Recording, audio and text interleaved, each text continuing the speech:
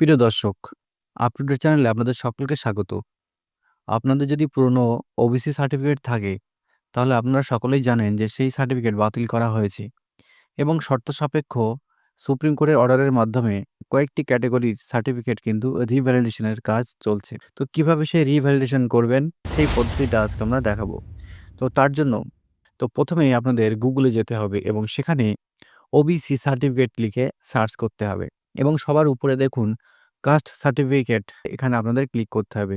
করার পরে backward classes welfare ডিপার্টমেন্টের যে ওয়েবসাইট রয়েছে সেটা খুলে যাবে। আপনার হাতে লেখা ওবিসি সার্টিফিকেট হয়ে থাকে এবং আপনি ডিজিটাইজ করতে চান, তাহলে এখানে আপনার ব্যাকলগ সার্টিফিকেটে ক্লিক করে আপনাকে ডিজিটাইজ করতে হবে। আর যদি আপনার সার্টিফিকেট বাতিল হয়ে থাকে এবং আপনি যদি রিভ্যালিডেট করতে চান, তাহলে আপনার এই ওবিসি অপশনে ক্লিক করে এখান থেকে অ্যাপ্লাই ফর ওবিসি এখানে ক্লিক করতে হবে। ক্লিক করার পরে আপনার জন্য নতুন একটি ফর্ম খুলে যাবে।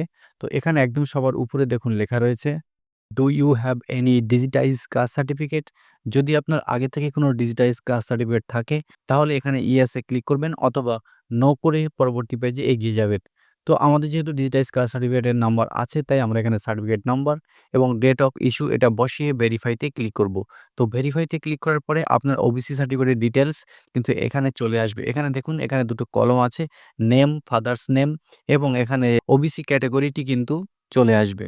তো এটা অটোমেটিক চলে এসেছে। তো এখানে যে বিষয়গুলো ফিল আপ করতে হবে সেগুলো আপনারা একটু জানিয়ে দিই। তো ১ নম্বরে রয়েছে দেখুন অ্যাপ্লিকেশন টু, এখানে স্টেট লেখা রয়েছে, ডিস্ট্রিক্টটাকে আপনাকে সিলেক্ট করতে হবে নর্থ চব্বিশ পরগনা।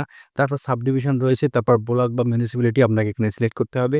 গ্রাম পঞ্চায়েত অথবা ওয়ার্ড যেকোনো একটি আপনাকে সিলেক্ট করতে হবে। তারপর ২ নম্বরে অ্যাপ্লিকেশন ফর, এখানে দেখুন ওবিসি টিক করা আছে, এখানে ওবিসি এ লেখা রয়েছে এবং কাস্ট বা কমিউনিটি কি আছে সেটাও এখানে দেওয়া আছে। ৩ নম্বরে আপনার নাম যেটা অটোমেটিক চলে আসবে। ৪ নম্বরে ফাদার্স নেম, ৫ নম্বরে মোবাইল নাম্বার এবং ৬ নম্বরে ইমেইল, এগুলো আপনারা দেবেন। তারপরে এখানে দেখুন ৭ নম্বরে রয়েছে ডকুমেন্টস রিকোয়ার্ড এট লিস্ট 1, এই ABCD এর মধ্যে যেকোনো একটি ডকুমেন্টস কিন্তু আপনাকে আপলোড করতে হবে। যেমন এখানে এপিক নাম্বার রয়েছে, তারপরে রয়েছে আধার নাম্বার, তারপরে সিতে রয়েছে রেশন কার্ডের, খাদ্যসাথী কার্ডের নাম্বার রয়েছে। তারপর ৮ এর দাগে রয়েছে ডেট অফ বার্থ এবং প্রেজেন্ট অ্যাড্রেস। তারপরে রয়েছে ডিস্ট্রিক্ট, পুলিশ স্টেশন, গ্রাম পঞ্চায়েত, ওয়ার্ড, ভিলেজ অথবা টাউন। তারপরে রয়েছে এখানে পোস্ট অফিস এবং পিন নাম্বার। ৯ নম্বরে রয়েছে ন্যাশনালিটি ইন্ডিয়ান, রিলিজিয়ন, এখানে আপনার রিলিজিয়নটা সিলেক্ট করতে হবে। তারপর জেন্ডারটাকে আপনাকে সিলেক্ট করতে হবে।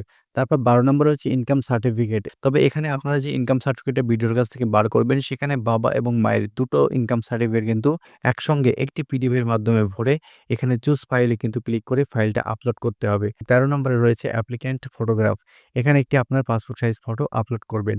তারপর ১৪ নম্বরে রয়েছে দেখুন প্যারেন্টস সার্ভিস ডিটেলস, এখানে দেখুন আপনার বাবা কি কাজ করে বা আপনার মা কি কাজ করে, সেই ধরনের কোনো ক্যাটেগরি এখান থেকে সিলেক্ট করতে হবে। তো যদি স্টেট গভর্নমেন্ট বা সেন্ট্রাল গভর্নমেন্টে হয়, তাহলে আপনারা সিলেক্ট করবেন অথবা নান সিলেক্ট করে পরবর্তী ধাপে এগিয়ে যাবেন। তো পরবর্তী ধাপে কি রয়েছে, সার্ভিস ডিটেলস অফ মাদার, মায়ের সার্ভিস ডিটেলসটাকে এখানে দিতে হবে। তো এখানে আমরা নান করব। এবার এখানে এগ্রিকালচারাল ল্যান্ড ডিটেলস আপনাকে লিখতে হবে। তো এখানে আমরা কিছুই লিখলাম না।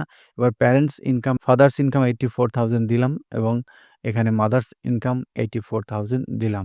তো নিচের কলমে যে ট্যাক্স পেয়ার অপশন আছে সেখানে অটোমেটিক নো করা আছে, তো নোই থাকবে, এখানে আমরা কিছু করলাম না। তারপর আমরা সাবমিট বাটনে ক্লিক করলাম। সাবমিটের পরে আপনাকে ৩ টি ফর্ম ডাউনলোড করতে হবে।